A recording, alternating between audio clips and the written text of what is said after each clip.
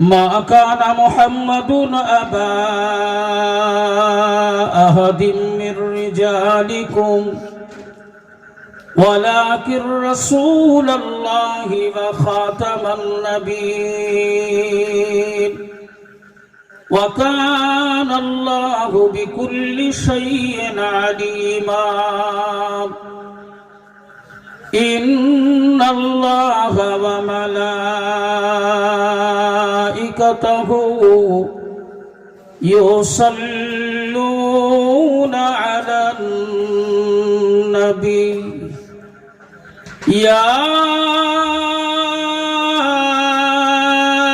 أيها الذين آمنوا صلوا عليه وسلموا تسليما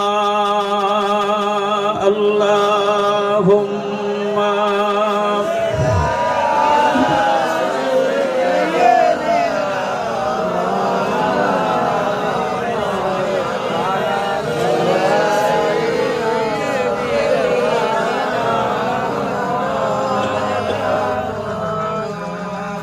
محمد بشر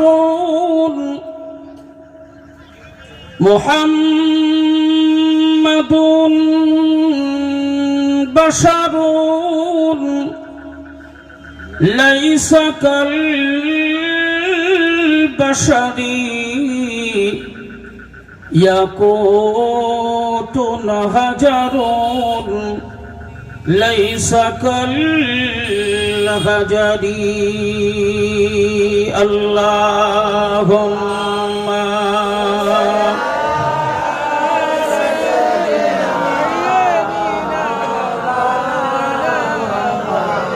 খুব ভালো হচ্ছে মন খুলে বলো ওয়ালা আলে সাইয়্যিদিনা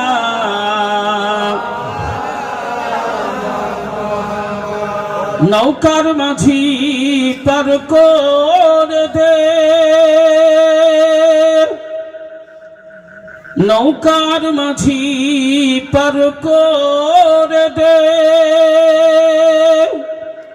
দেরি করিস না যাব আমি জিয়ারাতে ও যে সোনার মদিনা আল্লাহুম্মা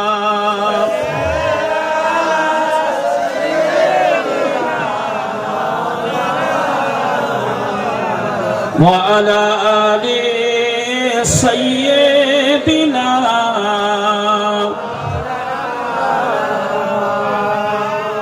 বাজিছে দামামা বাঁধরে আমামা বাজিছে দামামা বাঁধরে আমামা শের উঁচু করি মুসলমান নয়া জামানার দাওয়াত এসেছে ওগো নয়া জামানার ডাক এসেছে তাই আজ ভাঙা কেল্লায় ওড়ে নিশান লা ইলাহা মাশাআল্লাহ লা ইলাহা ইল্লাল্লাহ লা ইলাহা ইল্লাল্লাহ মুহাম্মাদুর রাসূলুল্লাহ আল্লাহুম্মা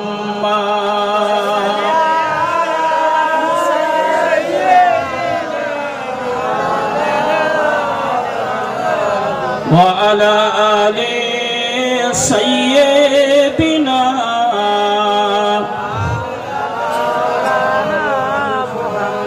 মাহশারের মালিক তুমি আল্লাহ বিচারের মালিক তুমি আল্লাহ মাহশারের মালিক তুমি আল্লাহ বিচারের মালিক তুমি আল্লাহ হায়াতের মালিক তুমি আল্লাহ মতের মালিক তুমি আল্লাহ, লা ইলাহা ইল্লাল্লাহ, লা ইলাহা ইল্লাল্লাহ, লা ইলাহা ইল্লাল্লাহ মুহাম্মাদুর রাসূলুল্লাহ। আল্লাহুম্মা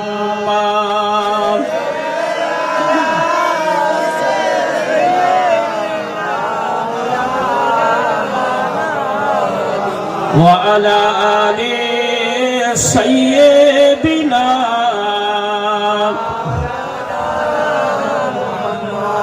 الحمد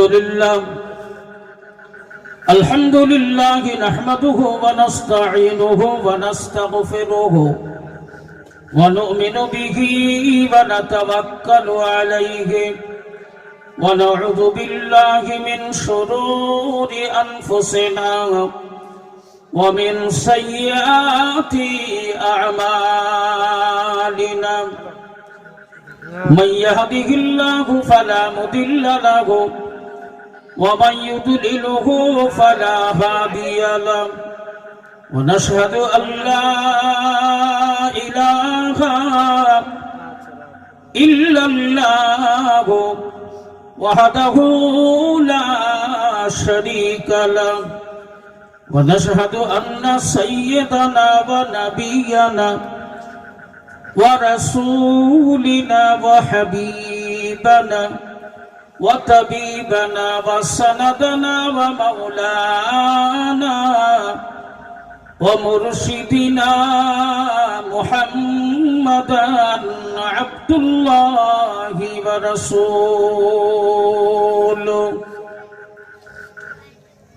الذي أرسله بالحق بشيرا ونذيرا وداعيا إلى الله بإذنه وسراجا منيرا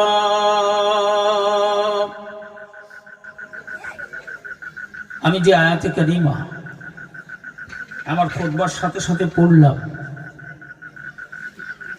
আমরা যদি আরবিয়ান হতাম, আমাদের ভাষা মাতৃভাষাটা যদি আরবি হতো আর আরবি ভাষার মানেগুলো যদি আমরা বুঝতাম, তখন এই আয়াতে কারিমা শেষ হওয়ার সাথে সাথে আল্লাহর প্রশংসা করার ব্যাপারে আমার মতো নগণ্য গুনাহগারকে বলার দরকার হতো না। আল্লাহ পাক এই আয়াতে কারিমাতে আমার রাসূলুল্লাহর ব্যাপারে, আমার নবীর ব্যাপারে, যে নবীর বিলাত সম্পর্কে, যে নবীর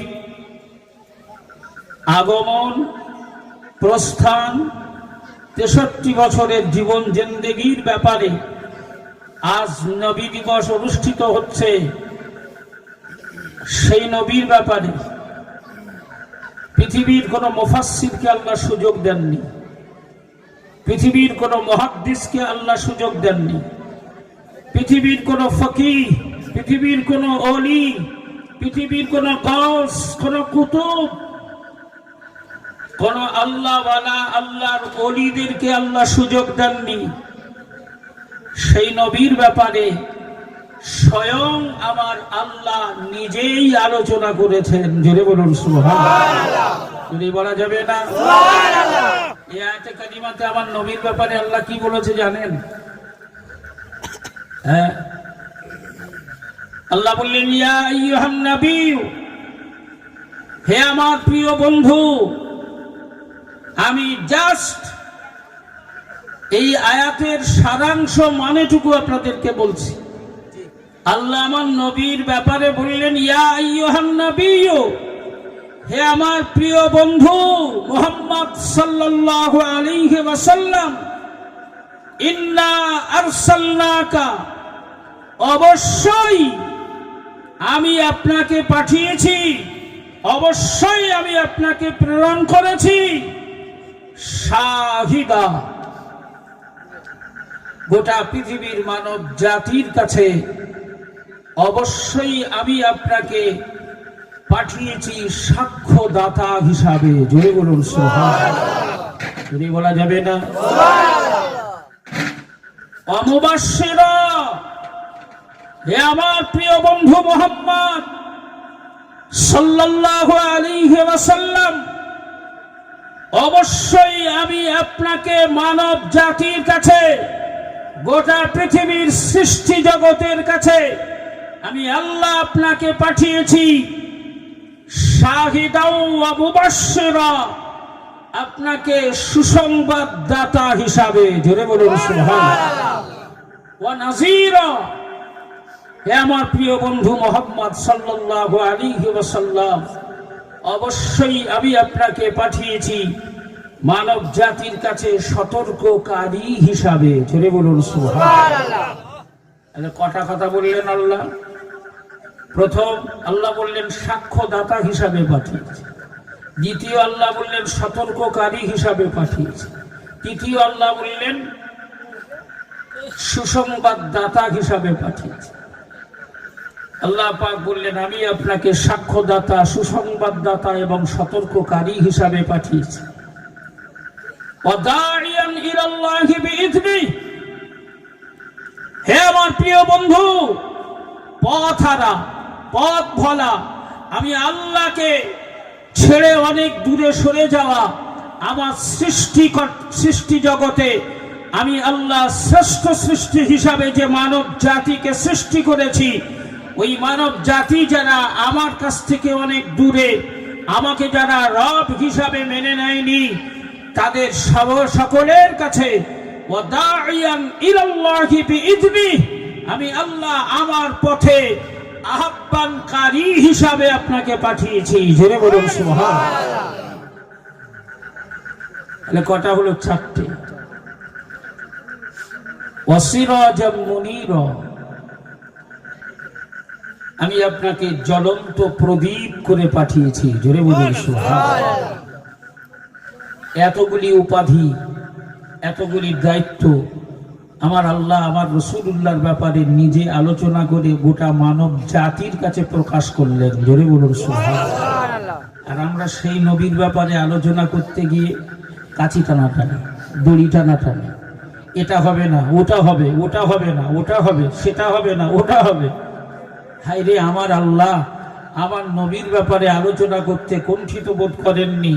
আমার নবীকে দারাজ সার্টিফিকেটের অধিকারী বানিয়ে আমার রাসূলুল্লাহর রাফাআত, আমার নবী পাকের সম্মান, আমার নবী পাকের মর্যাদা, আমার আল্লাহ পাক উচ্চ থেকে উচ্চ মকামে আমার নবীর মর্যাদাকে পৌঁছে দিয়েছেন। জোরে বলুন সুবহানাল্লাহ। যদি বলা যাবে না নবীর বিরোধিতা করবে, এই নবীর বিরোধিতা করবে, করা যাবে? কথা বলেন। একটা ছোট্ট দৃষ্টান্ত, নবীর বিরোধিতা করো, বাধা দেওয়া কে আছে বাবা? তুমি যদি এখন বিরোধিতা করো, এখনকার ছেলেদের মুখে তো আর কিছু আটকায় না, আটকায় না? আপনি অবাক হয়ে যাবেন। আমি বাড়ি ফিরছি, খুব বেশি হলে ওই 6 থেকে 7 বছর বয়স, তার বেশি নয়। আমার আনুমানিক যেটা 6-7 বছর বয়স, পুকুরের ঘাটে দাঁড়িয়ে দাঁড়িয়ে পুকুরের পানিতে পেশাব করছে। আমি থমকে দাঁড়িয়ে একটু চোখ গরম করে বলে, ঘাটে দাঁড়িয়ে দাঁড়িয়ে পেশাব করছিস? ওই ছোট্ট বাচ্চা,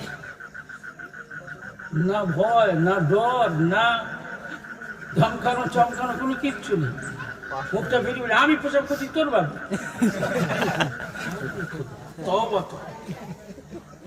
কি যুগ জামানা এলো, হ্যাঁ? কি সময় এলো? মানির মান আছে? কথা বলেন, মানির মান আছে? আমার রাসূলুল্লাহর বিরোধিতা করবে, করোগে যাও, বাধা দেব না। তবে কি হবে শোনো, আমার নবীর আব্বা আম্মা, আমার নবীর বাপ মা ইমানের কলেমা পড়েছিলেন? পড়ার সুযোগ পেয়েছিলেন? ইব্রাহিম নবী বাপের জন্য দোয়া চেয়েছিলেন আল্লাহর কাছে? ইব্রাহিম নবী একজন নবী, বাপের জন্য দোয়া চাইছে, আল্লাহ আমার আব্বাকে তুমি ক্ষমা করে দাও। ওয়াইজ ক্বালা ইব্রাহিমু লিআবিহি আযারা আতাত্তাখিযু আসনামান আলিহা ইন্নী আরাকা ওয়া কওমাকা ফি দালালিম মুবিন। কোরআনে আল্লাহ পাক এহেন কিছু বাদ রাখেননি, সব ওপেন করে দিয়েছে।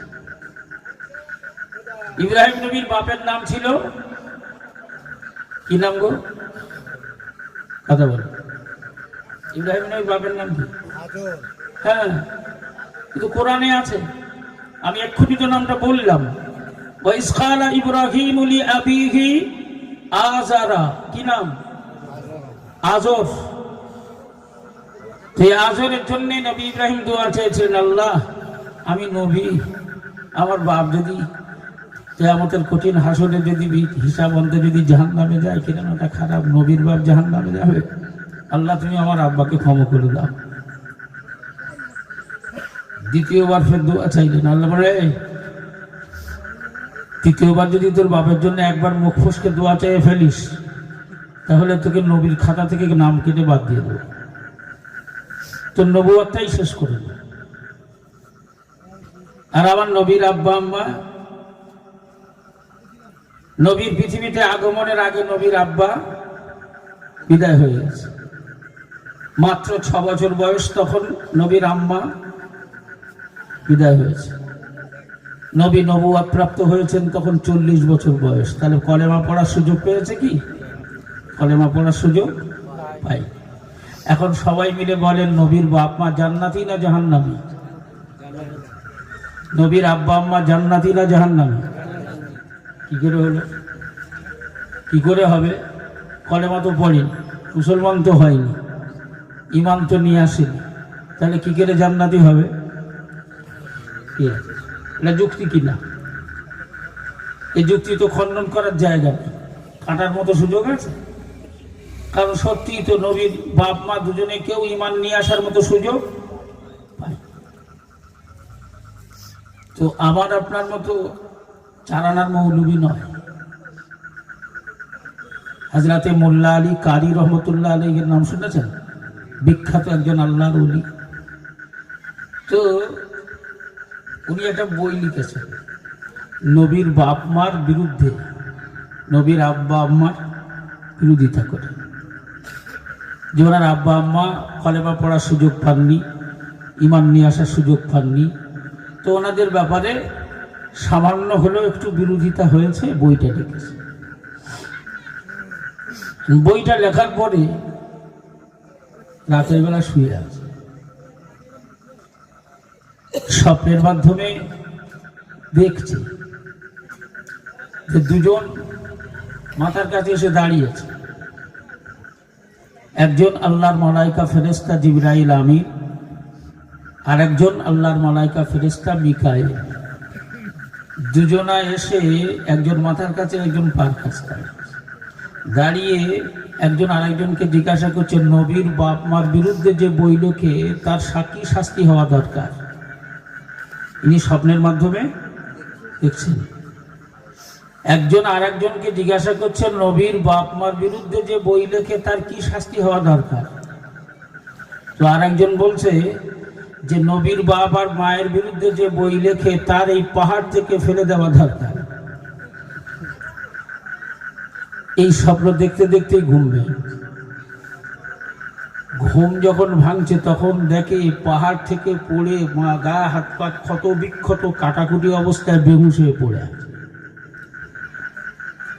রাখাল ছেলেরা ছাগল বকরি চড়াতে যায়, পাহাড়ের পাদদেশে উপর হয়ে পড়ে আছে, বেহুশ, হুশ নেই। ছেলেরা গিয়ে ভয়ে আটকে উঠেছে, উঠে তাড়াতাড়ি করে কাছে গিয়েছে, গিয়ে চিৎ করেছে, দেখি আরে এ তো আমাদের সেই ইমাম সাহেব, এরকম অবস্থা কেন, এ কি অবস্থা? পানি টানি দিয়ে হুশ করেছে, কি ব্যাপার ইমাম সাহেব, আপনার অবস্থা এরকম? আল্লাহর ওলি হযরতে মোল্লা আলী কারি রহমতুল্লাহ আলাইহি বলেন, আমি রাখাল বালকগুলোকে বললাম, খোকারা আমার অবস্থার কথা তোমরা পরে জানবে, আগে আমায় নিয়ে চলো। হযরতে মোল্লা আলী কারি রহমতুল্লাহ আলাইহি সোজা পিরারে পীর দস্তগীর মাহবুবে সুবহানী কুতুবে রাব্বানী শেখ মহিউদ্দিন বড় পীর বাবা আব্দুল কাদের জিলানীর দরবারে রওনা হলেন।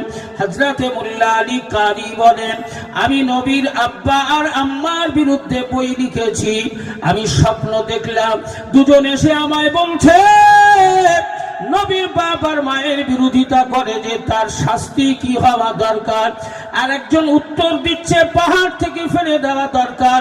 ঘুম ভাঙার সাথে সাথে দেখি পাহাড় থেকে আমায় ফেলে দেওয়া হয়েছে। আমি পাহাড় থেকে পড়ে ক্ষতবিক্ষত অবস্থায়, বেহুশ অবস্থায়, অজ্ঞান অবস্থায় পড়েছিলাম। তাই আমি আপনার কাছে এসেছি তওবা ইস্তিগফার করে ওই আমার লেখা বইটাকে তৎক্ষণাৎ আমি পুড়িয়ে দিয়ে নতুন করে বায়াত হয়ে আমি আবার নতুন করে কলেমা পড়তে চাই। বলা যাবে না? আরো জোরে বলা যায় না? নবীর বাপ আর মার বিরুদ্ধে বই লিখলে যদি তার এই শাস্তি হয়, তো নবীর বিরোধিতা করলে কি হবে? নবীর বিরুদ্ধে সমালোচনা করলে কি হবে? নবী জিন্দা না মুর্দা? সকলে মিলে বলেন। কিন্তু আমাদেরই মতো মানুষ, আমাদেরই টুপি, আমাদের টুপি তো অনেক সময় ছোট ছোট হয়, তাদের আবার সেই এতটা করে গিলানো আছে।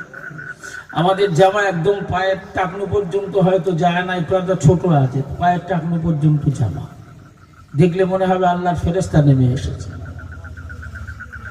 তারা ডাইরেক্ট বলছে আমার নবী জিন্দা নয়, নবী মুর্দা। নবীকে হায়াতুন নবী মানতে রাজি নয়। নবী যে হায়াতুন নবী, নবী যে জিন্দা নবী, এটা বিশ্বাস করে না, মানে না। একদল আছে তারা আমার নবীর মেরাজকে বিশ্বাসই করে না।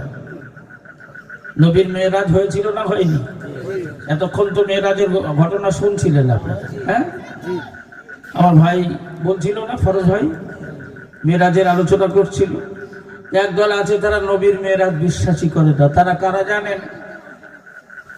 ওই এক ভণ্ড আছে, মমতাজুল না কি নাম, রাজমিস্ত্রির কাজ করত, এখন ভাইরাল হয়েছে, হয়ে বক্তা হয়েছে, ইলম কালাম তো নেই। ওদের ওই দলগুলো নবীর মেরাজ বিশ্বাস করে না। যদিও দলিল আদাল্লা দিয়ে ওদের বিশ্বাস করাতে যাওয়া হয়, তখন বলে ঠিক আছে মেরাজ মেনে নিলাম, তবে সশরীরে নয়, স্বপ্নের মাধ্যমে মেরাজ হয়েছে, সশরীরে নয়। আমাদের বিশ্বাস কি? নবীর মেরাজ স্বপ্নে হয়েছে না সশরীরে? জোরে বলেন, স্বপ্নে হয়েছে না সশরীরে? নবী মেরাজে যাননি,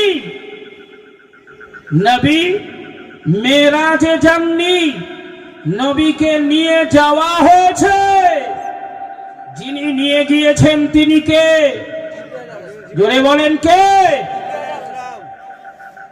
যিনি নিয়ে গিয়েছেন তিনি হলেন স্বয়ং আমার আল্লাহ। জোরে বলুন সুবহানাল্লাহ। জোরে বলা যাবে না? তো আমি মেরাজের ঘটনা আপনারা অনেক শুনেছেন, মেরাজের বিষয় অনেক শুনেছেন। আমি আপনাদেরকে ওই বিষয়ে আর অবগত করাবো না। নবীর মেরাজের বিষয়ে একটা ছোট্ট পয়েন্ট আপনাদেরকে আমি কিন্তু বললাম আলোচনা সূচনা করিনি, বলো ছোট্ট একটা পয়েন্ট বলবো। রাসূল পাক বললেন আমাকে যখন বাইতুল মুকাদ্দাসে নিয়ে যাওয়া হলো, বাইতুল মুকাদ্দাস কোনটা? বাইতুল মুকাদ্দাস মসজিদে আকসা, যেটা নিয়ে এখন পৃথিবী তোলপাড়। 4 নম্বর শক্তিশালী দেশ বর্তমানে ওয়ার্ল্ড পৃথিবীতে। এই 4 নম্বর শক্তিটা ইসরায়েলের হাত থেকে ভারত ছিনিয়ে নিয়েছে। ভারত বর্তমানে পৃথিবীর 4 নম্বর শক্তিশালী দেশ হিসাবে জায়গা দখল করেছে। এই জায়গাটা ইসরায়েলের ছিল, ওদের পতন হয়েছে। এই 4 নম্বর শক্তিশালী দেশটাকে 3.5 মাস ধরে শুধু একবার ডোবাচ্ছে আর একবার তুলছে, একবার নাকানি খাওয়াচ্ছে, একবার চুবানি খাওয়াচ্ছে। কে? ছোট্ট একটা সংগঠন, ছোট্ট একটা সংগঠন, কোনো দেশ নয়, কোনো মহাদেশ নয়, ছোট্ট একটা সামাজিক সংগঠন। তাদের হাতে 3.5 মাস ধরে যিনি তুলছেন আর ফেলছেন, এই পাওয়ার যিনি হামাসকে দিয়েছেন তিনি কে? আরো জোরে বলেন কে? তো প্রিয় নবী বললেন, আমাকে যখন বাইতুল মুকাদ্দাসে নিয়ে যাওয়া হলো, যাওয়ার পথে আমি নবী আমার চামড়ার চোখ দিয়ে দেখেছি হযরতে নবী মুসা কালিমুল্লাহ তার কবরের পাশে দাঁড়িয়ে দাঁড়িয়ে নামাজ পড়ছিল। জোরে বলুন সুবহানাল্লাহ। কবরে নয়, কবরের পাশে, কবর থেকে উঠে কবরের পাশে দাঁড়িয়ে দাঁড়িয়ে নামাজ পড়ছিল। আমি রাসূলুল্লাহ আমার চামড়ার চোখ দিয়ে দেখেছি। নবী মুসা কালিমুল্লাহর কবর একটা উপত্যকায়, যে উপত্যকাটার নাম হলো তিহ, বাংলায় যার উচ্চারণ হলো তয় দীর্ঘই হ, তিহ উপত্যকা। এই তিহ উপত্যকা বাইতুল মুকাদ্দাস থেকে খুব সামান্য দূরে। নবী মুসা কালিমুল্লাহ দোয়া চেয়েছিলেন, আল্লাহ আমি মুসা আমার কবরটা যেন বাইতুল মুকাদ্দাসের কাছাকাছি, বাইতুল মুকাদ্দাস থেকে ঢিল ছোড়া দূরত্বে আমার কবরটা হয়। আমার আল্লাহ মুসার দোয়া কবুল করেছিলেন। বাইতুল মুকাদ্দাসের সন্নিকটে তিহ নামক উপত্যকায় হযরতে নবী মুসা কালিমুল্লাহর সমাধিস্থল কবর। সেই কবরের পাশে দাঁড়িয়ে দাঁড়িয়ে মুসা নবী নামাজ পড়ছেন। আল্লাহর রাসূল বললেন, আমি চামড়ার চোখ দিয়ে দেখেছি। জোরে বলুন সুবহানাল্লাহ। জোরে বলা যাবে না? সুবহানাল্লাহ। হে সোনার মালিক জওয়ান যুবকেরা, বাইতুল মুকাদ্দাসে আল্লাহর রাসূলের পৌঁছানোর ব্যাপারে পৃথিবীর সমস্ত মুফাসসিরিন কেরামেরা ঐক্যমত পোষণ করেছেন। তাফসীরে বাইজাবি শরীফ, তাফসীরে ইবনে কাসির, তাফসীরে মারিফুল কোরআন, তাফসীরে খাজেগান, বিভিন্ন তাফসীরের মুফাসসিরিন কেরামেরা উল্লেখ করেছেন, আল্লাহর নবীকে বাইতুল মুকাদ্দাসে পৌঁছানোর পূর্বে, আল্লাহর রাসূলকে নিয়ে বাইতুল মুকাদ্দাসে পৌঁছানোর আগে আমার আল্লাহ পাক আদম শফিউল্লাহ থেকে ঈসা রুহুল্লাহ পর্যন্ত এই অসংখ্য নবী রাসূল পয়গম্বরদের উদ্দেশ্যে আমার আল্লাহ এলান করেছিলেন, হে আমার নবী রাসূলেরা, তোমরা তো সবাই আমার নবী উম্মত হতে চেয়েছিলে, আমার নবীর সান্নিধ্য পেতে চেয়েছিলে, আমার নবীর সাহচর্য পেতে চেয়েছিলে।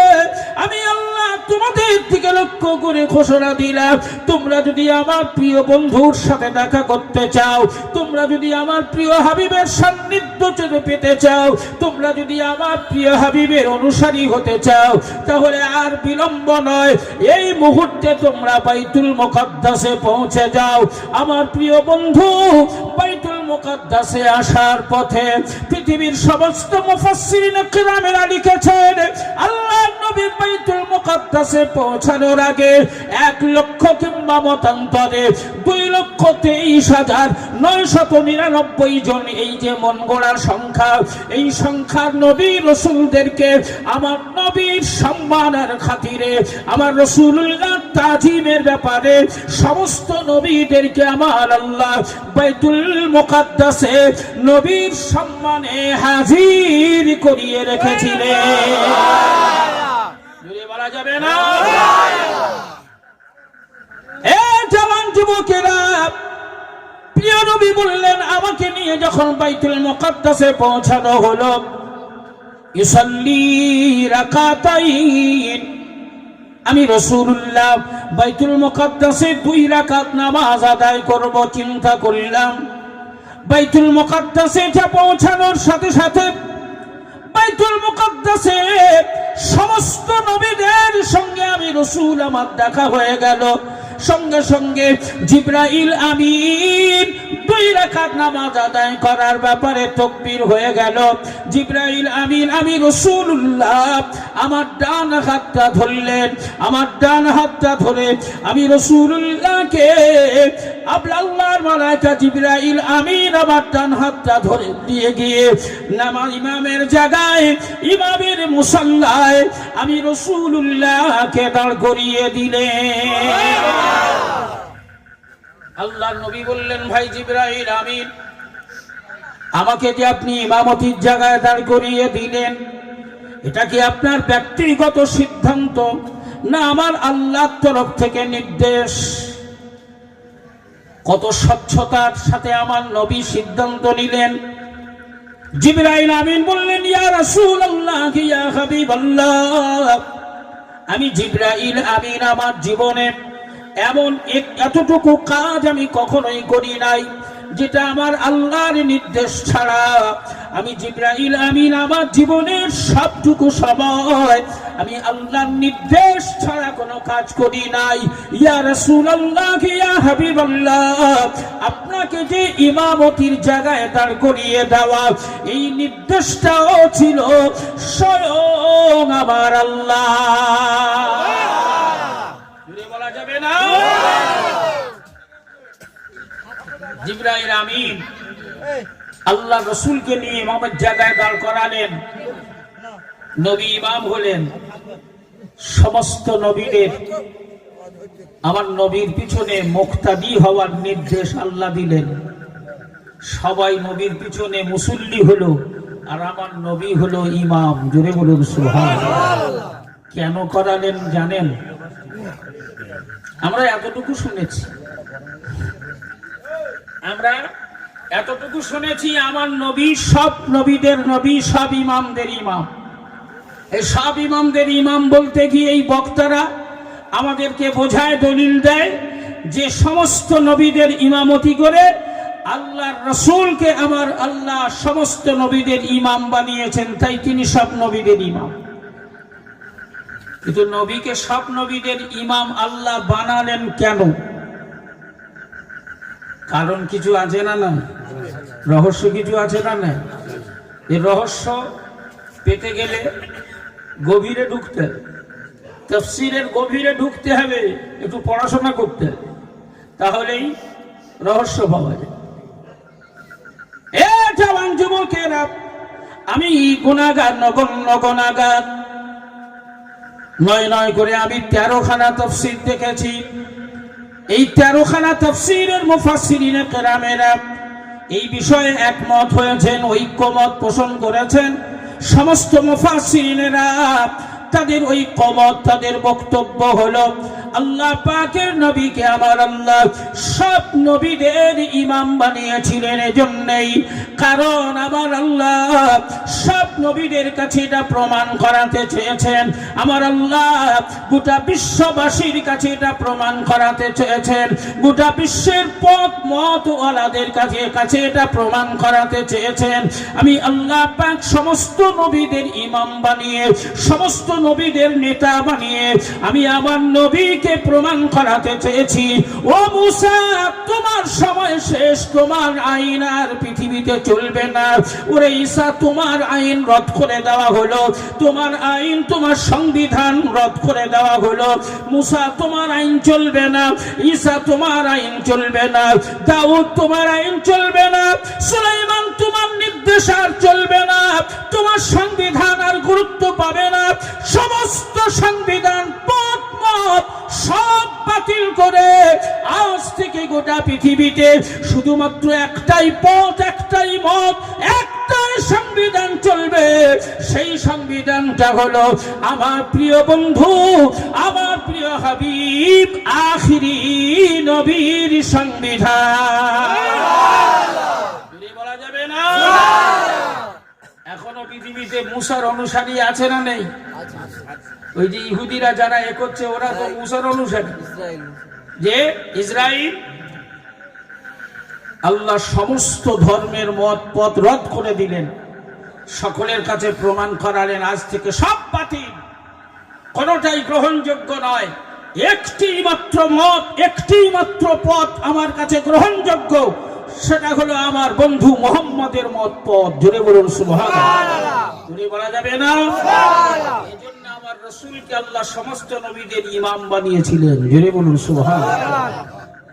যে তো আমি যে বিষয়টি আপনাদের মনে করাতে চাইছিলাম, এই গুরুত্বপূর্ণ তথ্য যেটা দিয়ে আমার আল্লাহ প্রমাণ করাতে চেয়েছেন পৃথিবীতে একটাই আইন, একটাই সংবিধান, একটাই পথ মত, সেটা হলো আমি আল্লাহ এবং আমার রসুলের পথ মত। জোরে বলুন সুবহানাল্লাহ। জোরে বলা যাবে না? মুসার আলোচনা, মুসার আইন, মুসার সংবিধান, মুসার ধর্ম, মুসার সংবিধান সব বন্ধ। ঈসার সংবিধান, রদ হয়ে গেছে, বাতিল হয়ে আর চলবে না। একটাই সংবিধান, একটাই পথ মত চলবে, সেটা হলো আমার রাসূলুল্লাহর পথ এবং মত। যদি বলুন সুবহানাল্লাহ, যদি বলা যাবে না। তাই আলোচনায় আপনাদেরকে নিয়ে আসব, আলোচনার সূচনায় আবার ফিরে যাব। সকলে মিলে একবার প্রাণ ভরে উচ্চ আওয়াজে দরুদ শরীফ আল্লাহুম্মা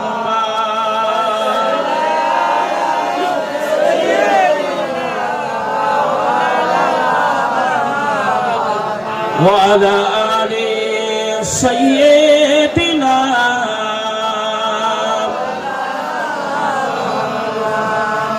ওয়া ক্বালা আল্লাহু তাআলা في كلامه المجيد وفي الفرقانه الحميد. بسم الله الرحمن الرحيم. قل هو الله أحد الله الصمد لم يلد ولم يولد ولم يكن له كفوا أحد. وقال الله تعالى أيضا في آية أخرى بسم الله الرحمن الرحيم ما كان محمد أبا أحد من رجالكم ولكن رسول الله وخاتم النبيين.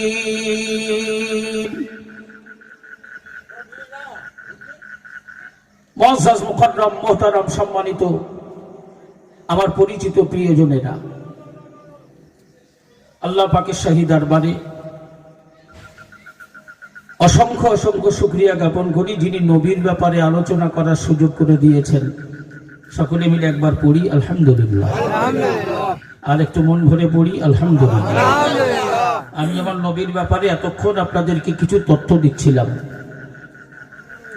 কোরআনুল কারীমের 22 নম্বর পারা, এই আয়াতে কারিমাটি সব বক্তারাই আলোচনার সূচনাতে পড়ে। মা কানা মুহাম্মাদুন আবা আহাদিম মির রিজালিকুম, এটা পড়ে সবাই সূচনা করে না ভাই? কিন্তু এই আয়াতটার মানে কি আমরা বুঝি? এই আয়াতে কারিমাতে আল্লাহ কি বোঝাতে চেয়েছেন? আল্লাহ পাক আমার রাসূলুল্লাহর ব্যাপারে বললেন মা কানা মুহাম্মাদুন আবা আহাদিম মির রিজালিকুম, আমি আমার প্রিয় বন্ধু মুহাম্মদ সাল্লাল্লাহু আলাইহি ওয়াসাল্লামকে কোন প্রাপ্তবয়স্ক পুরুষের পিতা বানাইনি। কোন প্রাপ্তবয়স্ক পুরুষের পিতা বানাইনি।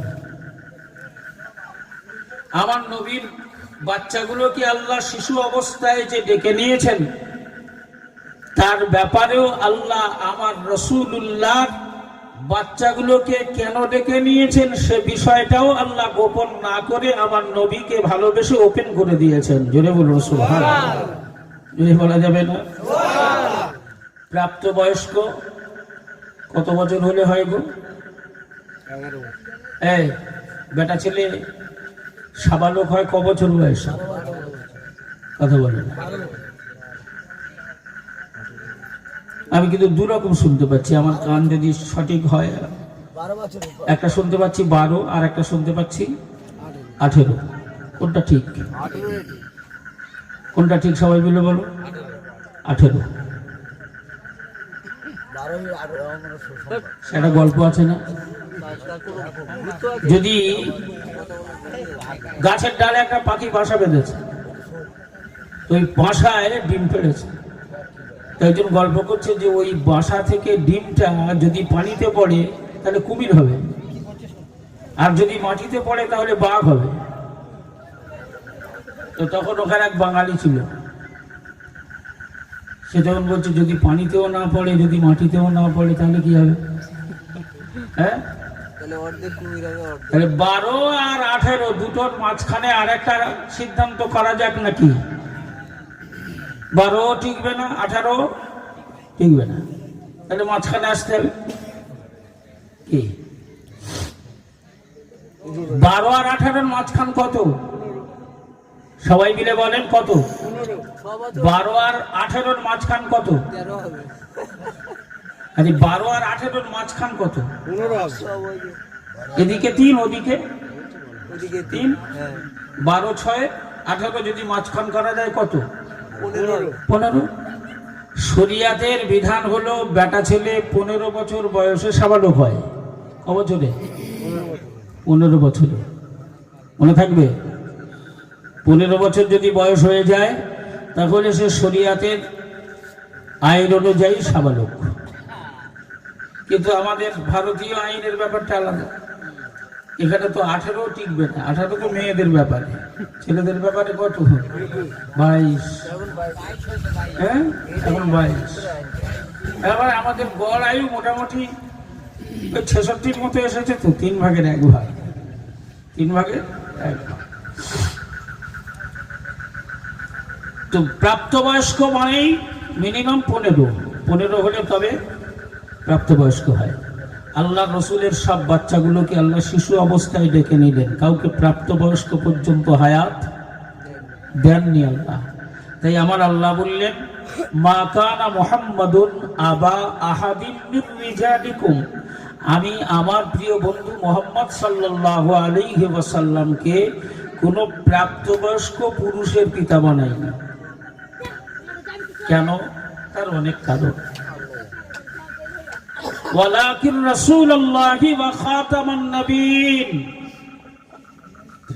আমার নবীকে আল্লাহ শেষ নবী, আখিরি নবী, খাতমে নবুয়ত, নবীকে দিয়ে নবুয়তের দফতর, নবুয়তের সিরিয়াল আল্লাহ সমাপ্তি করেছেন। আমার নবী হলেন শেষ নবী।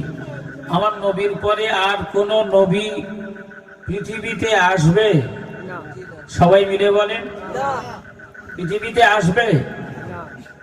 আসতে পারে? এ যাবৎ পর্যন্ত 28 জন এসছে। কজন? আরো 2 জন আসবে।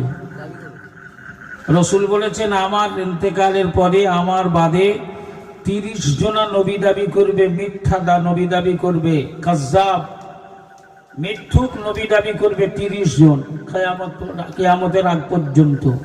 তো 28 জন দাবি করা হয়ে গেছে, আর 2 জন এখনো বাকি আছে, তারা 2 জনের নবী বলে দাবি করবে। তার মধ্যে অন্যতম আমাদের ভারতবর্ষের একজন আছে,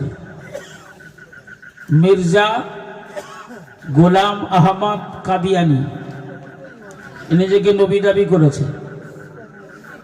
হে জওয়ান যুবকেরা, ও সোনার মানিকেরা, ও নবীর প্রেমিক পাগলেরা, আল্লাহ পাক কোরআনুল কারীমে প্রিয় নবীর ব্যাপারে, আমার রাসূলুল্লাহর জিন্দা হওয়ার ব্যাপারে, হায়াতুল মুরসালিন হওয়ার ব্যাপারে বুখারী শরীফে স্পষ্ট হাদিস শরীফ এসেছে।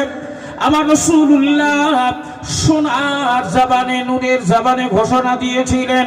আমার রাসূলুল্লাহর পবিত্র নূরের জবান দিয়ে আল্লাহর রাসূল বলেছিলেন, ও আমার সাহাবায়ে কেরামেরা, ও আমার অনুসারী অনুরাগীরা, পৃথিবীর যে কোনো প্রান্ত থেকে তোমরা যদি আমায় ভালোবেসে থাকো, আমি রাসূলুল্লাহকে যদি বিশ্বাস করে থাকো, আমাকে যদি নেতা হিসাবে মান্যতা দিয়ে থাকো, আমাকে যদি আল্লাহর পয়গম্বর হিসাবে মেনে নিয়ে থাকো, তাহলে আমি রাসূল বলছি, আমি নবীকে আমার আল্লাহ এমন নিয়ামত করে পাঠিয়েছেন, আমি আখিরি নবীকে আমার আল্লাহ বন্ধু হিসাবে এমন নিয়ামত করে তোমাদের জন্য পাঠিয়েছেন।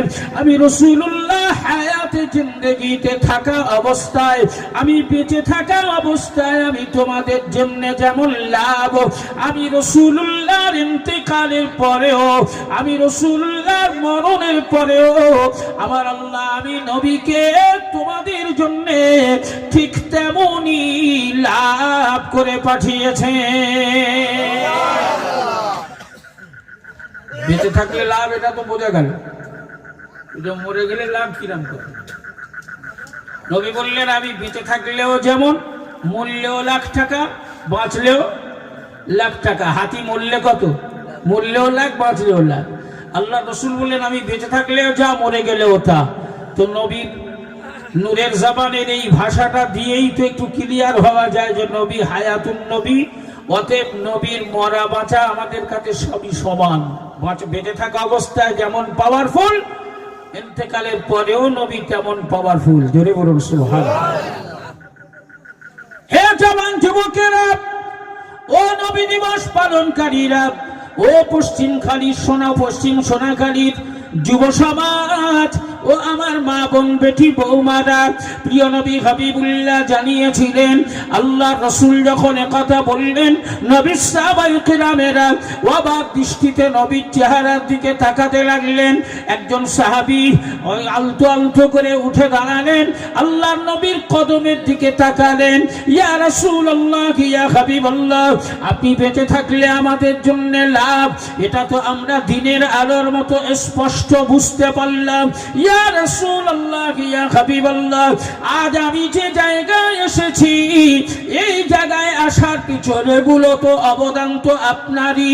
আমি তো জাহান্নামের কিনারায় পৌঁছে গিয়েছিলাম, জাহান্নামের গর্তে আমি তো পড়েই গিয়েছিলাম। সেইখান থেকে আপনি ছিলেন বলেই, আপনাকে পেয়েছিলাম বলেই আজ আমি উঠে আসতে পেরেছি। আমি তো আজ জাহান্নামের কিনারায় পৌঁছে গিয়েছিলাম। পৃথিবীর এহেন কোনো খারাপ কাজ ছিল না যা আমি করি নাই। মদ খাওয়া থেকে, জুয়া খেলা থেকে, জিনা ব্যভিচার করা থেকে, খুন রাহাজানি করা থেকে, ছিনতাই মার্ডার করা থেকে এহেন কোনো পাপের কাজ ছিল না আমি করি নাই। জাহান্নামের কিনারায় পৌঁছে গিয়েছিলাম। সেইখান থেকে আপনার উপস্থিতি, আপনার সাক্ষাৎ নিশ্চিত জাহান্নামের হাত থেকে আজ আল্লাহর জান্নাতের দোরগোড়ায় পৌঁছে দিয়েছে। এর পিছনে সমস্ত সব রকমের অবদান হলো আপনার। ইয়া রাসূলুল্লাহ, ইয়া হাবিবাল্লাহ, এটা তো দিনের আলোর মতো পরিষ্কার। কিন্তু ইয়া রাসূলুল্লাহ, ইয়া হাবিবাল্লাহ, হুজুর আপনি ইন্তেকালের পরে, মরণের পরে, মরে যাওয়ার পরেও আমাদের জন্য আপনি লাভ বললেন, ওটা তো আমরা বুঝতে পারলাম না। আল্লাহর নবী বললেন, শোনো, আল্লাহ পাক আমাকে এমন একজন নবী বানিয়েছেন, আমাকে এমন একজন নেতা বানিয়েছেন, আমাকে এমন একজন বন্ধু বানিয়েছেন। আমার সাহাবায়ে কেরামেরা, আমি রাসূলুল্লাহ আমার ইন্তেকালের পরে মদিনাতুল মুনাওয়ারায় আমি রাসূলুল্লাহ আমার রওজা মোবারকে দৈনন্দিন तमाम পৃথিবীর যত অনুসারী অনুরাগী আছে, আমি রাসূলুল্লাহ যত ভক্ত পাগল জামানা আছে, উম্মতে মুহাম্মাদি, কি মেয়ে ছেলে কি বেটা ছেলে, আমি রাসূলুল্লাহ কি যারা মেনে নিয়েছে, তাদের দৈনন্দিন জীবনের পঞ্জি, দৈনন্দিন আমল নামা, সকাল থেকে সন্ধ্যা, সন্ধ্যা থেকে সকাল, সারাটা দিন সারাটা রাত কে কি কাজ করেছে তার বায়োডাটা আমি রাসূলুল্লাহ আমার রওজা মোবারকে, আমি নবী আমার কাছে হাজির করা হয়। বলা যাবে না?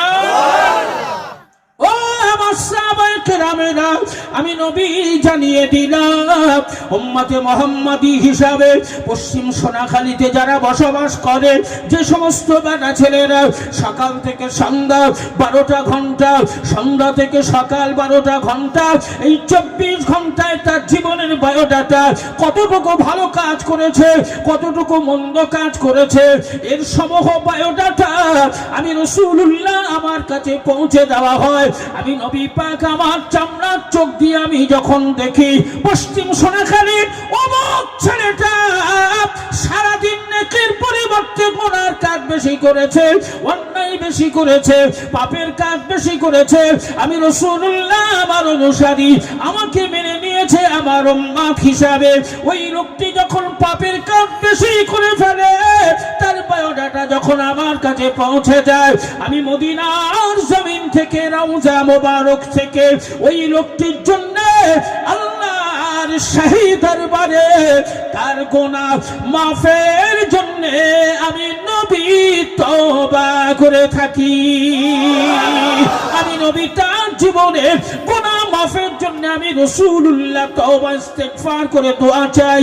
আবার দেখি পশ্চিম সোনাখালীর যে মেয়েটা, যে মহিলাটা সারাদিন সারা রাত গুনার কাজের চাইতে নেকির কাজ বেশি করেছে, কোরআন তেলাওয়াত করেছে, কালেমা শরীফ পাঠ করেছে, জিকির আজকার করেছে, 5 ওয়াক্তের নামাজ আদায় করেছে, তার দৈনন্দিন জীবনের বায়োডাটায় গুনার চাইতে নেকি বেশি করেছে, আমার অনুসারী অনুরাগী ভক্ত উম্মতি হওয়ার কারণে আমি রাসূলুল্লাহ ওই ব্যক্তির জন্য, আমার ওই উম্মতিটার জন্য, আমার ওই ভক্ত পাগলের জন্য আল্লাহ শাহী দরবারে তার ভালো কাজের প্রশংসা করে আমি নবী আল্লাহর কাছে শুকরিয়া আদায় করে থাকি।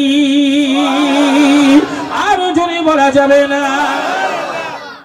এখন বলুন আমার নবী জিন্দা না মুর্দা? আরো জোরে বলেন জিন্দা না মুর্দা?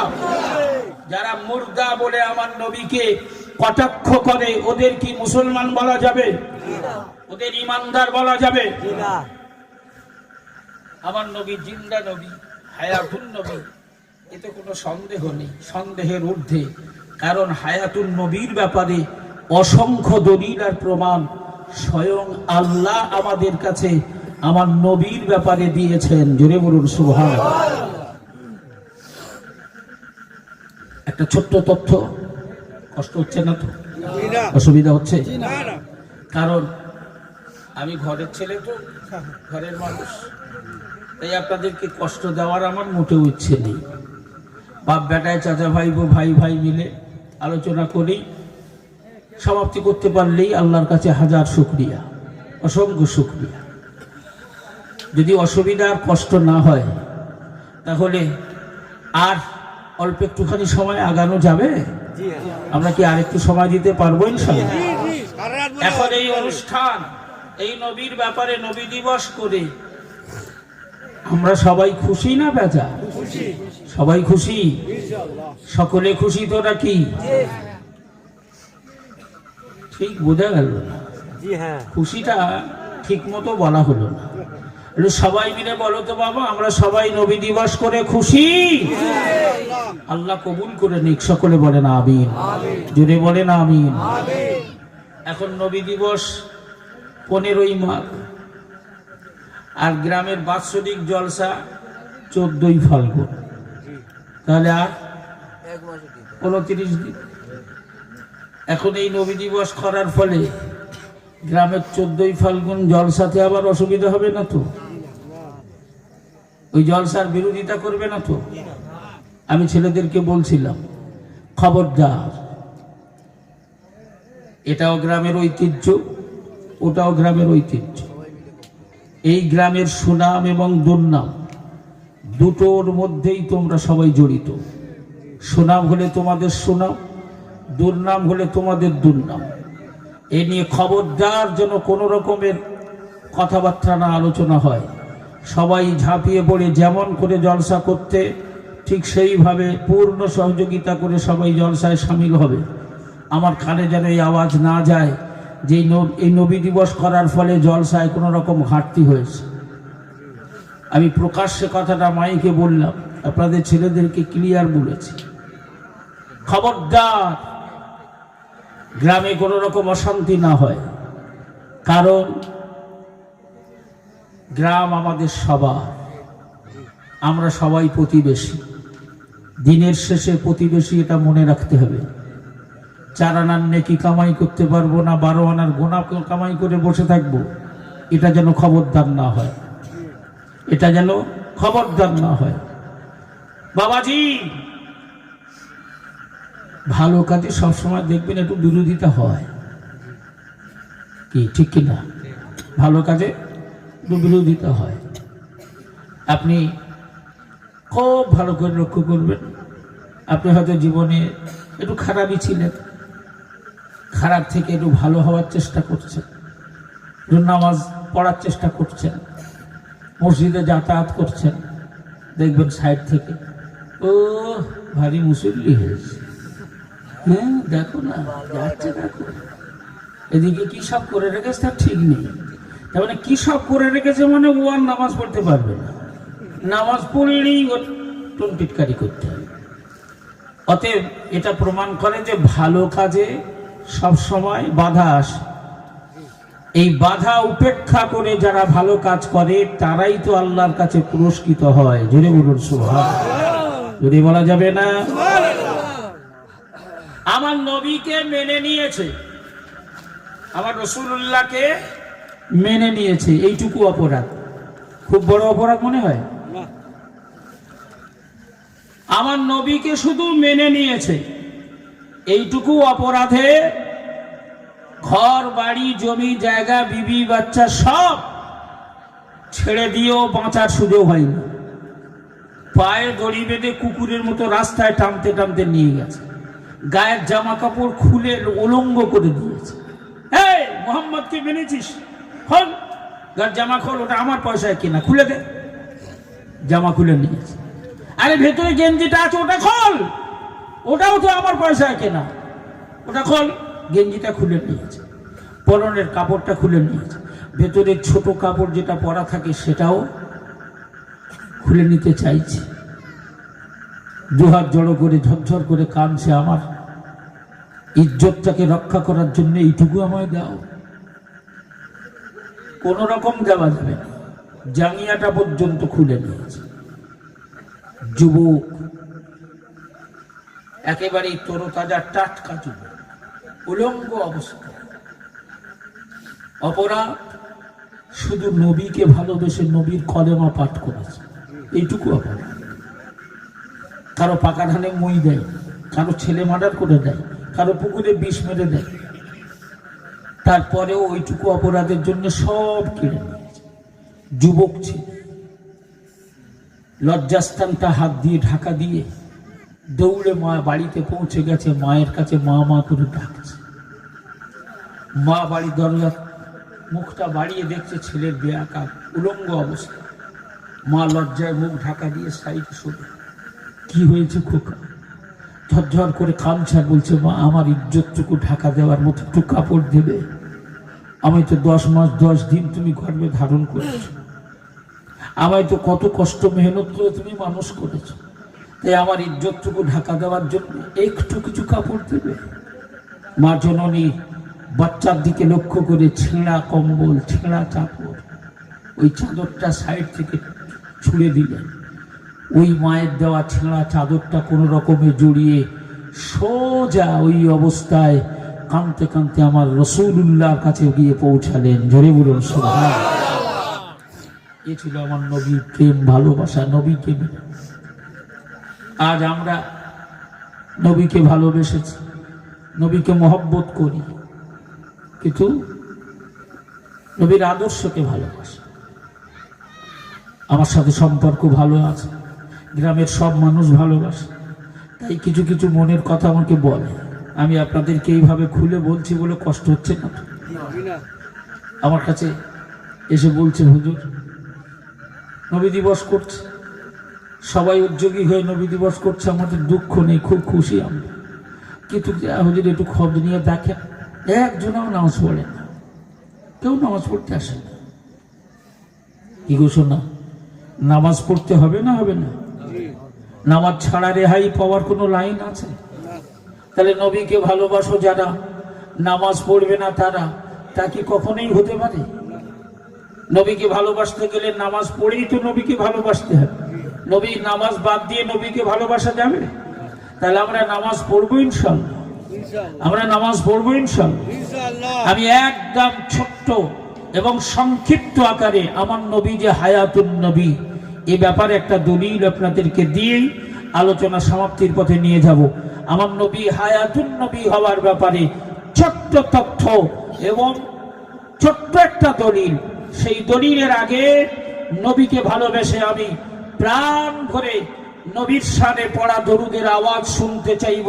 পশ্চিম সোনাখালীর জমিন থেকে মদিনাতুল মুনাওয়ারায় আমাদের এই দরুদ নূরের পেয়ালায় করে আল্লাহর রহমতের ফেরেশতারা যেন পৌঁছে দেন। সকলে বলেন আমিন, বলে বলেন আল্লাহুম্মা আমিন। প্রাণ ভরে উচ্চ আওয়াজে দরুদ শরীফ আল্লাহুম্মা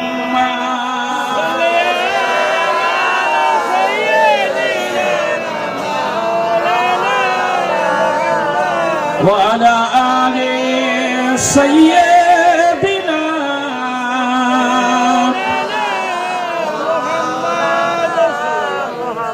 ও সোনার মালিকেরা,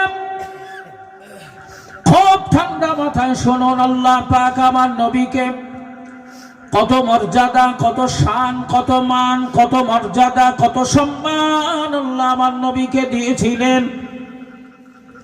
আল্লাহ পাকের প্রিয় হাবিব আমাদের এই গোটা পৃথিবীর জমিন থেকে যারা হজ মোবারকে যায়, এই হাজী সাহেবেরা দুটো পাহাড় আছে, সেই পাহাড় এলাকায় দৌড়াদৌড়ি করে।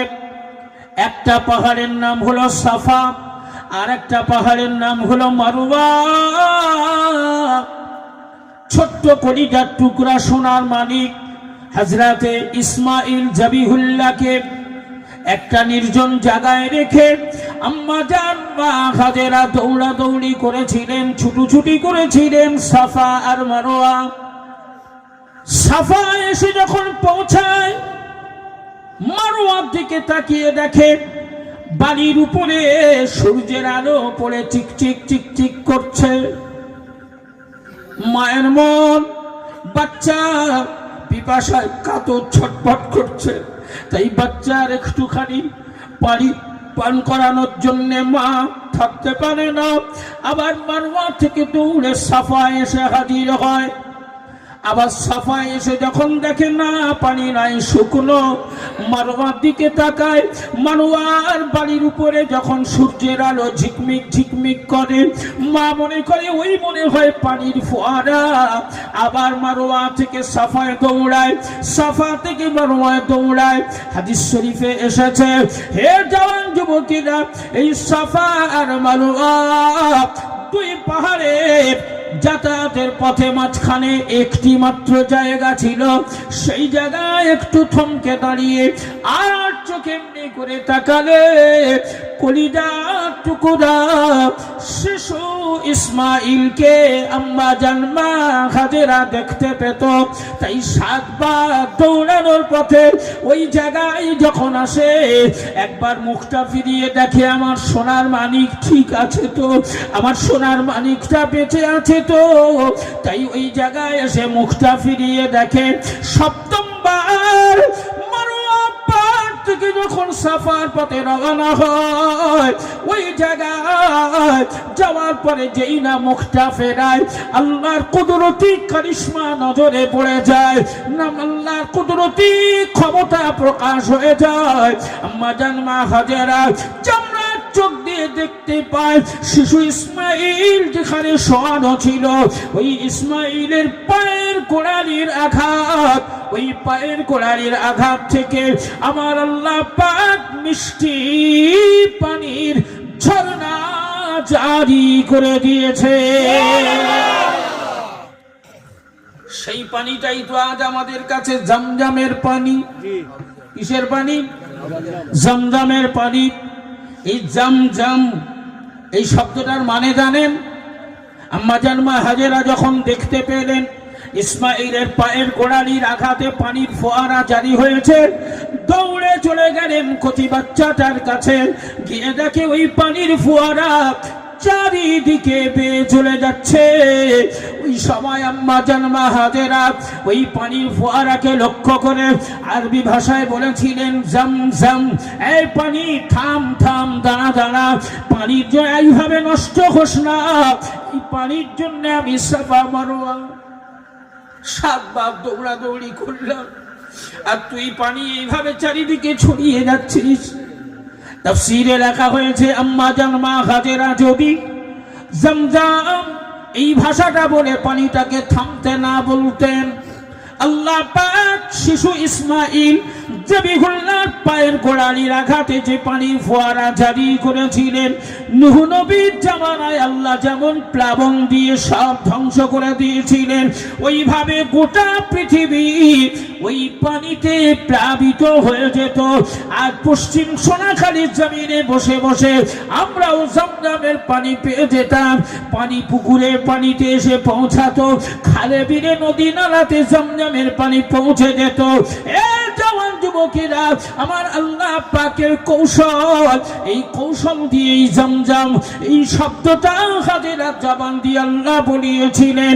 আমার আল্লাহ পাকের কুদরতি কারিশমা, আম্মা জান হাজেরা যখন জমজম এই পানি থাম থাম এই ভাষা যখন বললেন, আল্লাহর কুদরতি ইশারায় ওই পানি আবার আল্লাহ থামিয়ে দিলেন। আম্মা জান হাজেরা চারিদিকে বাঁধ দিয়ে দিলেন। সেই যে পানি বাঁধ দেওয়া হলো, ওটাই হলো জমজমের কুয়া। ওখান থেকে যে পানি আল্লাহ জারি করেছেন, আপনি জানেন পৃথিবীতে যত কুয়া আছে, ওই কুয়ার থেকে যদি অবিরত ভাবে পানি তোলা হয়, ওই পানি যত ওঠানো হয়, কুয়ার পানি তত নিচে নামে কমে যায়। জমজম কূপ থেকে পানি তোলা হয়, পৃথিবীর কোন কুয়া থেকে যতটা পানি তোলা হয়, সারাদিন সারা রাত ধরে জমজমের পানি উঠানো হয়, পাইপের সাহায্যে বিভিন্ন জায়গায় পৌঁছে দেওয়া হয়। লক্ষ লক্ষ হাজি হাজিরা 10 লিটার 20 লিটার করে পানি নিয়ে বাড়ির পথে রওনা হয়। তারপরেও জমজমের পানিতে 1 সুতো পরিমাণ কোন রকমের কম বেশি হয় না, বলা যাবে না। জওয়ান যুবকেরা, আমি আপনাদেরকে সেই বিষয়টা শোনাতে চাইছি না শোনা। ওই যে সাফা আর মারওয়া, এই মারওয়া পাহাড় যে এলাকায় আছে, ওই এলাকায় যত রকমের জনবসতি হয়েছে, ওই এলাকায় জনপদ যত তৈরি হয়েছে, সমস্ত জনবসতিগুলোকে মারওয়া পাহাড়ের অধীনে মারওয়াবাসী বলে ডাকা হয়, মারওয়াবাসী বলে পরিচিত করা হয়। ওই মারওয়া এলাকায় একজন মহান আল্লাহর ওলি আছেন। আমার নবীকে বড় ভালোবাসেন, নবীর বড় ভক্ত, নবীর বড় পাগল দেওয়ানা মহান আল্লাহর ওলি, যার নাম হলো হযরতে আবুল খায়ের আখতার রহমতুল্লাহ আলাইহি। তিনি ওই মারওয়া এলাকার বাসিন্দা। আল্লাহর নবীকে জীবনের চাইতেও বেশি ভালোবাসেন। আমার নবীর ভালোবাসার ব্যাপারে আল্লাহ পাক ঘোষণা দিয়েছেন, ও পশ্চিম সোনাখালীর মায়েরা, ও পশ্চিম সোনাখালীর বোনেরা, বেটিরা, বৌমারা, ও ভাইয়েরা, বাবাজিরা, সোনার মানিকেরা, পৃথিবীর কোন মানব, কোন মানবী আমার নবীকে যদি তার হৃদয়ে 1 ইঞ্চি পরিমাণ জায়গা করে দেয়, আমার নবীর ব্যাপারে যদি তার অন্তরে সামান্যতম জায়গা হয়, আমার আল্লাহ পাক জানালেন পৃথিবীর জমিনে যে আমার নবীকে জায়গা করে দেবে, আমি আল্লাহ পাক আমার নবীকে এত ভালোবাসি, আমার রাসূলকে এত ভালোবাসি, আমার নবীকে সামান্য জায়গা করে দেওয়ার বিনিময় ওই ব্যক্তিকে আমি আল্লাহ আমার দয়ার জান্নাতে জায়গা করে দেব। জোরে বলা যাবে না, জোরে হয় না। তাই আবুল খায়ের আখতার আমার নবীকে ভালোবাসেন, আল্লাহর রাসূলকে ভালোবাসেন। হযরতে আবুল খায়ের আখতার আমার নবীকে ভালোবেসে রওনা হয়েছেন, আল্লাহর রাসূলকে ভালোবেসে রওনা হয়েছেন। নবীর রওজা মোবারকে যাবেন, নবীর রওজাতে গিয়ে হাজিরা দেবেন, আল্লাহর রাসূলের রওজা মোবারকে জিয়ারত করবেন। বাড়ির থেকে বেরিয়েছে আবুল খায়ের আখতার, তাফসীরে উল্লেখ করা হয়েছে, হাদিসে উল্লেখ করা হয়েছে, হযরতে আবুল খায়ের আখতার, আবুল খায়ের আখতার কাছে বাজার থেকে কিছু কিনে খাবে এমন একটাও পয়সা ছিল না। না আবুল খায়ের আখতার কাছে ক্ষুধার জ্বালা নিবারণ করবে এমন কোন খাবার ছিল, ক্ষুধার জ্বালা মেটানোর জন্য না কোনো খাবার ছিল, বাজার থেকে কিনে খাবে না তার মতো কোনো পয়সা ছিল। অতএব পয়সাও নেই, খাবারও নেই, একটা না 5 দিন 5 রাত অতিবাহিত হয়েছে। কেবলমাত্র আবুল খায়ের আখতার ওই 5 দিন আর 5 রাত ক্ষুধার জ্বালা নিবারণ করার ব্যাপারে শুধুমাত্র পানি পান করেছে। পানি খেয়ে 5 দিন 5 রাত পার। সামনে ফাল্গুন মাসের 28 তারিখ কি শুরু হবে? 28 ফাল্গুন কি শুরু হবে? 28 ফাল্গুন প্রথম রোজা, রমজান প্রথম রোজা। 27 ফাল্গুন তারাবি। 28 ফাল্গুন প্রথম রোজা। সব মিলিয়ে হয়তো 14-14.5 ঘন্টা। এই 14.5 ঘন্টা রোজা রাখতে হবে। ওরে বাবা, এত বড় দিন কি করে রাখবো? হ্যাঁ কি গো, আমাদের ছেলেরা 100 আমাদের মেয়েরা 100 রোজা সবাই রাখে। কেটে দিলে, বডিটা কেটে দিলে একটা বাঘের ক্ষমতা নাই খেয়ে শেষ করবে। সারাদিন খাচ্ছি কেন নেই? এই তো শরীরে এত শক্তি, এত ক্ষমতা, তুই তাগড়া যুবক খাচ্ছিস, বিষয়টা কি? তুই জানো রোজা করাটা আমার যেন কিরম একটা হয়, আমি পারি না ভাই। সে কি রে? হ্যাঁ, আবার অনেক আল্লাহর বান্দা আছে সারাদিন কঠিন পরিশ্রম আমার নজরে আছে। মাটি কাটা খুব কষ্টের কাজ না? যারা মাটি কাটে বেলা 12টা পর্যন্ত করলো, বেলা 11টা পর্যন্ত করলেও তো কঠিন কষ্ট। মাটি কাটছে অথচ রোজা, সারাদিন ভ্যান চালাচ্ছে অত রোজায় আছে, সারাদিন মাঠে ধান কাটছে অথচ রোজায় আছে। এরকম আল্লাহর পেয়ারা বান্দা রোজাদার আছে না নেই? আর ও দিব্যি ঘুরে বেড়াচ্ছে, হ্যাঁ হায়নার মতো খাচ্ছে, হায়নার মতো। হায়না মতো খায় না, হায়নার মতো খাচ্ছে। আমি খিদে লাগে, থাকতে পারি। যাও, ক্ষুধার জ্বালা আল্লাহ মিটিয়ে দেবে। হ্যাঁ, মিটিয়ে দেবে। আবুল খায়ের আখতা 5 দিন 5 রাত শুধু পানি খেয়ে আছে। শুধু সান্ত্বনা আর ভালোবাসা একটাই, আমার রাসূলুল্লাহ রওজা মোবারকে যাবে। জোরে বলুন সুবহানাল্লাহ। কাছে পয়সা নেই যে গাড়িতে, হেঁটেই চলে। 5 দিন 5 রাত পর আমার রাসূলুল্লাহ রওজা মোবারকে গিয়ে পৌঁছালেন। দূর থেকে নবীর নূরের রওজায় লক্ষ্য করে সালাম দিলেন। জোরে বলুন সুবহানাল্লাহ। আসসালামু আলাইকা ইয়া রাসূলুল্লাহ ইয়া হাবিবাল্লাহ। ওগো আল্লাহর হাবিব, প্রিয় নবী, ওগো আল্লাহর জিন্দা নবী, আমি আবুল খায়ের আখতা, আজ 5 দিন 5 রাত হয়ে গেল। ক্ষুধার জ্বালা নিবারণ করার জন্য আমি কোনো খাবার পাই নাই। ইয়া রাসূলুল্লাহ ইয়া হাবিবাল্লাহ, ওগো আল্লাহর জিন্দা নবী, ওগো আল্লাহর জীবিত নবী, আমি আবুল খায়ের আখতা আমার ক্ষুধার জ্বালা নিবারণ করার ব্যাপারে আল্লাহর হালাল রিজিকের মাধ্যম দিয়ে কি কোনো ব্যবস্থা হবে না? নবী রওজা মোবারকে দোয়া চাইলেন।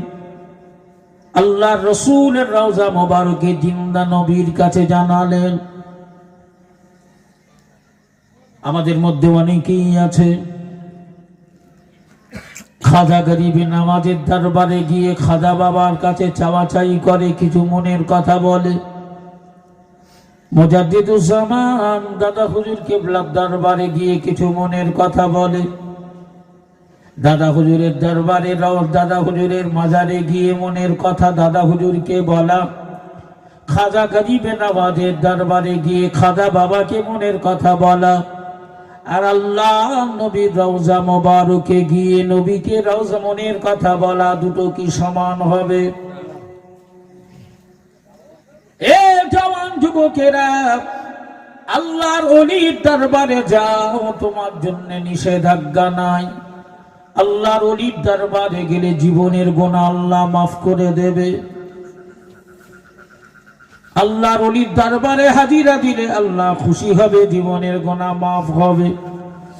তবে যদি ভুলেও আল্লাহর ওলির দরবারে গিয়ে যদি বলো, খাজা বাবা আমায় একটা বাচ্চা দাও, খাজা বাবা আমার রোগটা ভালো করে দাও, খাজা বাবা আমার ছেলেটা হারিয়ে গেছে খুঁজে দাও, খাজা বাবা আমার বিয়ে হয় না বিয়ের ব্যবস্থা করে দাও, এই কথা যদি খাজা বাবাকে গিয়ে বলো, এই কথা যদি দাদা হুজুরকে গিয়ে বলো, আল্লাহর ওলির মাজারে যাওয়ার জন্য জীবনের গুনাহ মাফ হবে।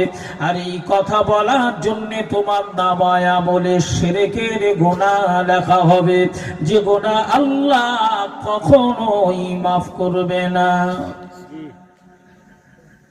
চাইতে হবে কার কাছে? আল্লাহর কাছে। দেওয়ার মালিক কে? আল্লাহ। তাহলে খাজা বাবার দরবারে যাও, গিয়ে তুমি চাও, আয় আমার আল্লাহ, খাজা গরিবে নওয়াজের দরবারে এসেছি, খাজা গরিবে নওয়াজ তোমায় ভালোবেসেছে, তুমি তার উপরে রাজি হয়েছো, তাই তোমার মাহবুব বান্দার দরবারে এসেছি, এই জন্য মনে করে এসেছি তোমার মাহবুব বান্দার দরবারে আসলে তুমি খুশি হবে। এই খাজা গরিবে নওয়াজের দরবারে এসেছি, খাজা বাবার ওসিলায়, আমার আল্লাহ তুমি আমার মনের বাসনা পূর্ণ করে দাও, আমার বাচ্চাটা হারিয়ে গেছে, আমার বাচ্চাকে তুমি ব্যবস্থা করে দাও, আমার বাচ্চা কাচ্চা হয় না, আল্লাহ সন্তান দেওয়ার মালিক তো তুমি, খাজা গরিবে নওয়াজের দরবারে আসার ওসিলায় তুমি খুশি হয়ে আমার একটা বাচ্চা দাও। চাইবে কার কাছে? আল্লাহর কাছে। যদি বলেন চাইবে কার কাছে? আল্লাহর কাছে। আর নবীর রওজায় গিয়ে, নবীর রওজায় গিয়ে সরাসরি আবুল খায়ের আখতা বললেন, ওগো আল্লাহ জিন্দা নবী, ওগো আল্লাহর হায়াতুন নবী, আজ 5 দিন 5 রাত হয়ে গেল আমি কিছুই খাই নাই, ওগো জিন্দা নবী আপনার দরবারে এসে হাজিরা দিয়েছি, আল্লাহর হালাল রিজিকের মাধ্যম থেকে আমি আবুল খায়ের আখতার জন্য কি কোনো রুজির ব্যবস্থা হবে না? আমার রাসূলুল্লাহর কাছে সরাসরি বললেন। এটা বলার পরে আবুল খায়ের আখতার চোখ দুটো যেন ঝিমিয়ে এলো, আবুল খায়ের আখতার একটু লম্বা হয়েছে, 2 চোখে ঘুম চলে এলো। আবুল খায়ের আখতার লক্ষ্য করে বলেন, আমি যখন ঘুমিয়ে গেলাম ঘুমের মাধ্যমে আমি স্বপ্ন দেখি। রাসূলুল্লাহর রওজা মোবারকে আবুল খায়ের আখতার স্বপ্ন দেখতে লাগলেন। আবুল খায়ের আখতার বললেন, আমি স্বপ্নের মাধ্যমে দেখতে পেলাম সাইয়্যিদিনা ইমাম হাসান ইমাম হুসাইনের আব্বাজান শেরে খোদা আলী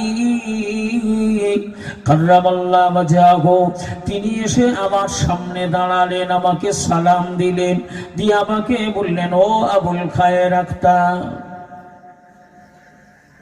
বড় খোদা বড় খোদা বড় খোদা পেয়েছে আবুল খায়ের আখতার, তাই জিন্দা নবীর কাছে খাবারের কথা বলেছো।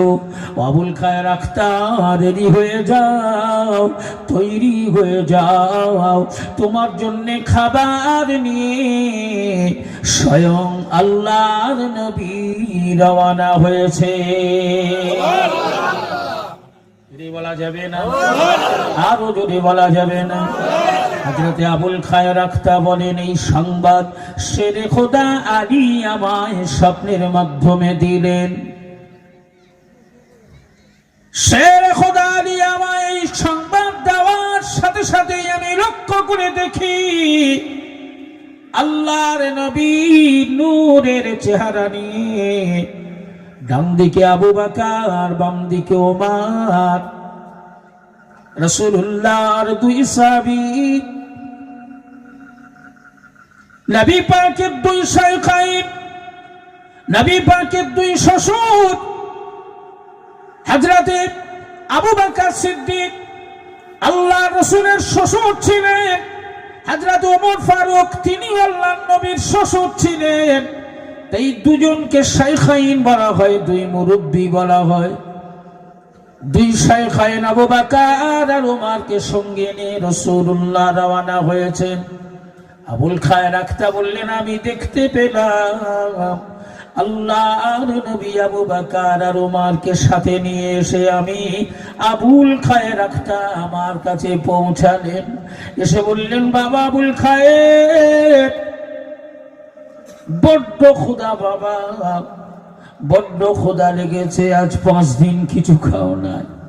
ও আবুল খায়ের, এই নাও, আমি তোমার জন্য টিফিনের ব্যবস্থা করে নিয়ে এসেছি, খাবারের ব্যবস্থা করে নিয়ে এসেছি।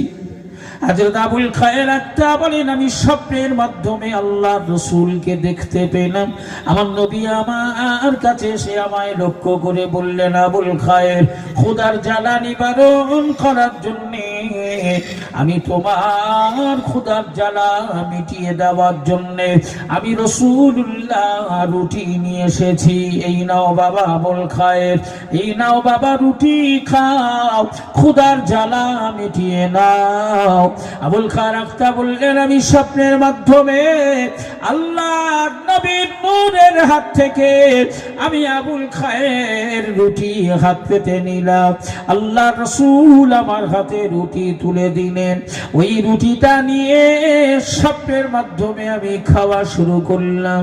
আল্লাহর রাসূল আমার হাতে রুটি দিয়ে বললেন, খাও খাও খাও বাবা, ও বাবা আবুল খায়ের আখতা খাও। আমি রুটিটা নিয়ে খাওয়া শুরু করে দিলাম। ওই রুটিটা অর্ধেকটা আমার খাওয়া হয়েছে। এমনি সময় আমি আবুল খায়ের, আমার ঘুম ভেঙে গেল।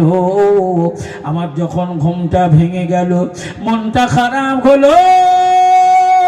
কোথায় আমার নবী, কোথায় আবু বকর, কোথায় ওমর, কোথায় শেরে খোদা আলী? মনটা আমার বড় খারাপ হয়ে গেল। কিন্তু আমি আবুল খায়ের আশ্চর্য হয়ে গেলাম। আমি আবুল খায়ের স্বপ্নের মাধ্যমে আমার জিন্দা নবীর সাথে আমার দেখা হয়েছিল। আল্লাহর নবী আমার হাতে রুটি তুলে দিয়েছিলেন। ওই রুটিটা স্বপ্নের মাধ্যমে আমি অর্ধেকটা খেয়েছিলাম। স্বপ্নটা দেখা ভেঙে গেল। ঘুমটা যখন ভেঙে গেল, ঘুম ভেঙে যাওয়ার পরে আমি দেখলাম আমার জিন্দা নবীর দেওয়া রুটি অর্ধেকটা আমি খেয়েছিলাম, বাকি অর্ধেক রুটি তখন আমি আবুল খায়ের আমার হাতেই আছে। জোরে বলা যাবে না? আরো জোরে বলা যাবে না? তাহলে আবুল খায়ের ওটা স্বপ্ন ছিল না বাস্তব? আবুল খায়ের বললেন, আমি স্বপ্নের মাধ্যমে অর্ধেকটা খেয়েছি। ঘুম ভেঙে যাওয়ার পরে দেখি বাকি অর্ধেক রুটি আমার হাতে আছে, যে রুটি জিন্দা নবী স্বপ্নের মাধ্যমে আমি আবুল খায়ের আমার হাতে দিয়ে গেছে। যদি বলা যাবে না? নবী জিন্দা না মুর্দা? নবী হায়াতুন নবী না মাউতুন নবী? সেই নবীর নামে 365 দিন নবী দিবস করা যাবে না? যাবে না? তাহলে যারা বিরোধিতা করছে, আমি তাদেরকে কটাক্ষ করব না, তাদেরকে বলবো, ভাই পরিবর্তন হয়ে ফিরে আসুন, বলা কথাগুলোকে ফিরিয়ে নেন, বলা কথাগুলোকে ফিরিয়ে নেন। আমার নবীর নামে 12 মাসই আলোচনা করা যায়, এটা শরীয়তে জায়েজ। আমার নবী ছাড়া, নবী বাদ দিয়ে কোনো আলোচনা হতেই পারে না। যে তাই সেই নবীর ব্যাপারে আমাদের ছেলেরা আগামী বছরে আবার নবী দিবস অনুষ্ঠিত করবে। আমরা কি সবাই করতে পারবো? ইনশাল্লাহ আমরা সবাই করতে পারবো ইনশাল্লাহ। তাই আপনাদের কাছে আমি গুনাহগার খায়রুজ্জামান খুব পরিচিত মানুষ হিসাবে আপনাদের কাছে আমার মহব্বত আর ভালোবাসার দাবি আমার নবীর ব্যাপারে, আমার ব্যাপারে নয়, আমার নবীর ব্যাপারে মহব্বত আর ভালোবাসার দাবি। আমার নবীর ব্যাপারে নবী দিবস হবে, আগামী বছরে নবী দিবস হবে। তাই এই নবী দিবসে 25 কেজি বস্তার 1 বস্তা করে চাল, আমি খুব বেশি চাবি করি, কে কে পারবে তো হাত তুলে দেখাবে, শোনা 25 কেজি করে চাল দেবে।